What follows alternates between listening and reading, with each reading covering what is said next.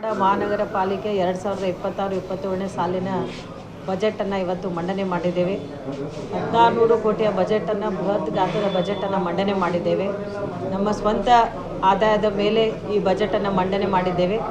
ಅದರಲ್ಲಿ ಸರ್ಕಾರದಿಂದ ಬರುವಂಥ ಏನು ನಾವು ನಿರೀಕ್ಷೆ ಮಾಡಿದ್ದೀವಿ ಆ ಒಂದು ಅನುದಾನವನ್ನು ಸಹ ಗಣನೆಗೆ ತೆಗೆದುಕೊಂಡು ಬಜೆಟನ್ನು ಮಾಡಿದ್ದೇವೆ. ಈ ಬಜೆಟಿಂದ ಯಾವುದೇ ಸಾರ್ವಜನಿಕರಿಗೆ ಹೊರೆ ಆಗುವುದಿಲ್ಲ. ಒಂದು ಸಾರ್ವಜನಿಕರಿಗೆ ಅನುಕೂಲವಾಗುವ ಬಜೆಟ್ ಇದು. ನಮ್ಮ ಯಾತ್ರಿ ಕರ್ನಾಟಕದ ನಂಬರ್ 1 ಮೊಬಿಲಿಟಿ ಆಪ್ ಈಗ ಹುಬ್ಬಳ್ಳಿ ಧಾರವಾಡದಲ್ಲಿ ಈಗಲೇ ಡೌನ್ಲೋಡ್ ಮಾಡಿ. ಹಾಗಾಗಿ ತಾವು ಸಹ ಬೆಳಗ್ಗೆಯಿಂದ ಬಜೆಟನ್ನು ನೋಡಿದ್ದೀರಿ. ಆ ಬಜೆಟಲ್ಲಿ ಭಾಳ ಪ್ರಮುಖ ಅಂಶಗಳು ಸಹ ಇದ್ದಾವೆ. ಒಂದು LED ಬೀದಿ ದೀಪಗಳನ್ನು ಅಳವಡಿಸುವ ಕಾರ್ಯ ಪ್ರಾರಂಭವಾಗಿದೆ. ಅದೇ ರೀತಿ ಹುಬ್ಬಳ್ಳಿ ಧಾರವಾಡ ಮಹಾನಗರ ಜನತೆಗೆ ಶುದ್ಧ ಕುಡಿಯುವ ನಿರಂತರ ನೀರಿನ ಸರಬರಾಜು ಸಹ ಈಗ ಅಂತಿಮ ಹಂತ ತಲುಪಿದೆ. ಅದನ್ನು ಸಹ ಶೀಘ್ರದಲ್ಲಿ ನಾವು ಕೊಡ್ತೇವೆ.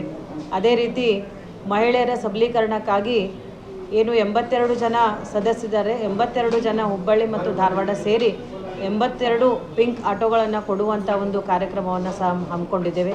ಅದೇ ರೀತಿ ನಾವು ಕನ್ನಡ ಮಾಧ್ಯಮದಲ್ಲಿ ಸರ್ಕಾರಿ ಶಾಲೆಯಲ್ಲಿ ಕಲಿತಂತಹ ಹೆಣ್ಣು ಮಕ್ಕಳಿಗೆ ಅಂದರೆ ವಿದ್ಯಾರ್ಥಿನಿಯರಿಗೆ, ವಿಶೇಷವಾಗಿ ಹೆಚ್ಚು ಅಂಕ ಪಡೆದಂಥ ವಿದ್ಯಾರ್ಥಿನಿಯರಿಗೆ 25,000 ಪ್ರೋತ್ಸಾಹಧನವನ್ನು ಕೊಡುವಂಥ ಒಂದು ಯೋಜನೆಯನ್ನು ಹಾಕಿಕೊಂಡಿದ್ದೇವೆ.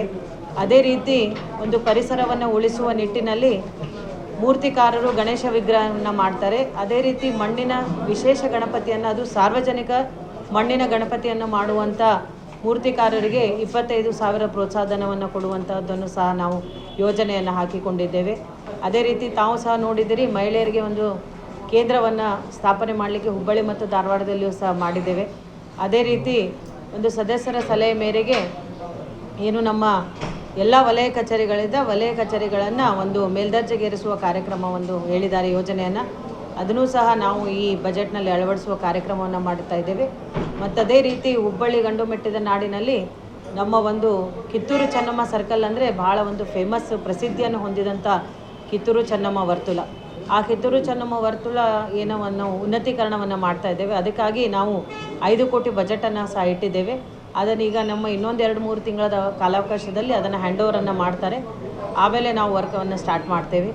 ಮತ್ತು ಸಾಕಷ್ಟು ಯೋಜನೆಗಳನ್ನ ಸಹ ತೆಗೆದುಕೊಂಡು ಬಂದಿದ್ದೇವೆ. ಮತ್ತು ಏನಂತಂದ್ರೆ ಏನು ರಾಜ್ಯ ಸರ್ಕಾರದಿಂದ ಬರಬೇಕಾದಂಥ ನಮ್ಮ ಅನುದಾನವನ್ನು ಸಹ ನಾವು ಸರಿಸುಮಾರು ಅವರಿಗೆ ಏನು ಸತತವಾಗಿ ಪ್ರಯತ್ನದಲ್ಲಿದ್ದೇವೆ. ಆ ಬರುವ ವಿಶ್ವಾಸ ಸಹ ಇಟ್ಕೊಂಡಿದ್ದೀವಿ. ಹಾಗಾಗಿ ಆ ಒಂದು ಅನುದಾನವನ್ನು ಸಹ ಈ ಬಜೆಟ್ನಲ್ಲಿ ನಾವು ಇನ್ಕ್ಲೂಡ್ ಮಾಡಿದ್ದೇವೆ. ಅದು 300 ಕೋಟಿಗೂ ಹೆಚ್ಚಿಗಿದೆ.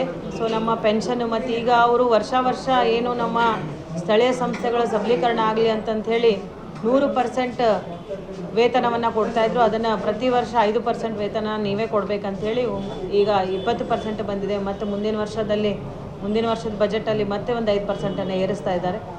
ಹೀಗಾಗಿ ನಮಗೂ ಸಹ ಹೊರೆ ಆಗ್ತಾಯಿದೆ. ಬಟ್ ಬರಬೇಕಾದಂಥ ಅನುದಾನ ಬರಲಿ ಅಂಥೇಳಿ ನಾವು ಸತತವಾಗಿ ಪ್ರಯತ್ನವನ್ನು ಮಾಡ್ತಾಯಿದ್ದೀವಿ.